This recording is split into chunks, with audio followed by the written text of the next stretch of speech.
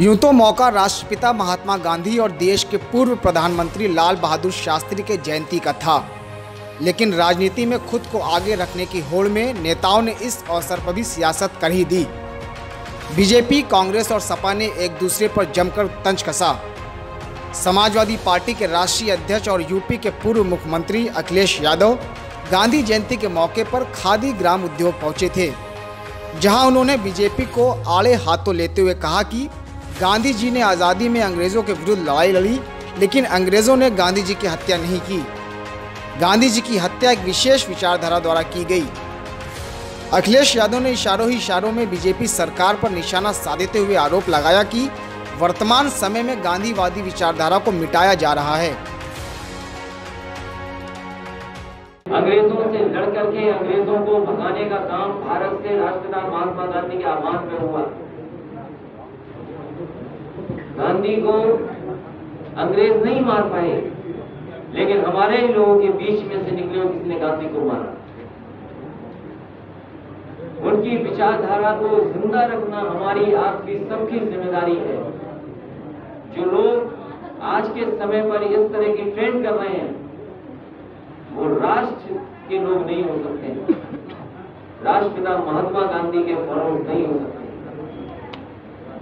उनकी विचारधारा को खत्म करने का काम भी आज गांधीवादी लोगों को इस बात का संकल्प लेना होगा।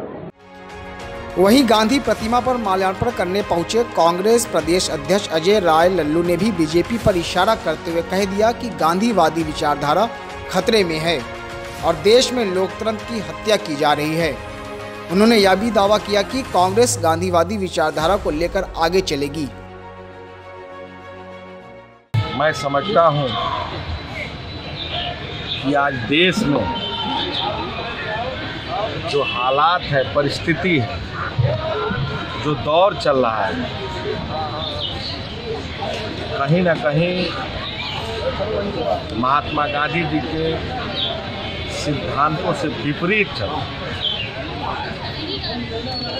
लाल बहादुर शास्त्री जिनको हम नमन करते हैं,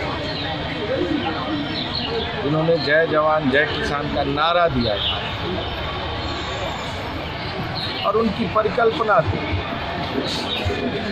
कि समाज के अंतिम व्यक्ति तक वो अधिकार पहुंचे, उनकी आशा आकांक्षाओं की पूर्ति हो। आज जवान और किसान दोनों इस सरकार में दुखी हैं। किसान धरने पर बैठा है और सरकार जवानों की उपेक्षा कर रही है।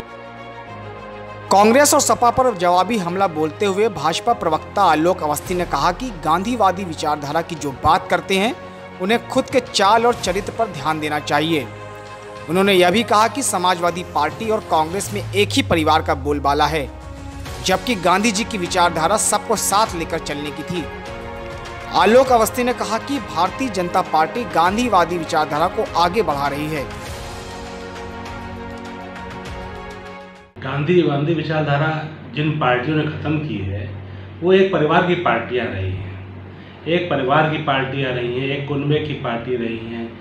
चाहे गांधी परिवार को ले लीजिए जो कांग्रेस को चला रही है, चाहे यादव परिवार को ले लीजिए जो समाजवादी पार्टी चला रही है। गांधी जी की नीति ये थी कि अंतिम व्यक्ति की, खड़े हुए व्यक्ति की सेवा हो, गरीबों की सेवा हो। तो ये तो अपने कुनबों से बाहर नहीं जा पाते हैं। समाजवादी पार्टी जब सत्ता में आती है तो सारे पद अपने जो है अपने ही भाई बंधुओं को देती है। एक समय पे 35 लोग इनके जो है राजनेता थे पार्टी के अंदर। यही कांग्रेस का हाल है।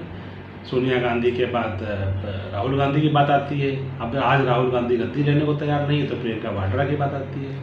कहाँ है गांधीवादी सभ्यता के जो लोग गांधी का नाम लेकर के अपनी राजनीति कर रहे हैं, वो कहाँ गांधी के चिंतन से अपने को जोड़ पा रहे हैं। आज जब ये पार्टियां सत्ता में रही, समाजवादी पार्टी रही या कांग्रेस रही, क्या दिया इन्होंने जनता को? सिर्फ बेवकूफ़ बनाया है।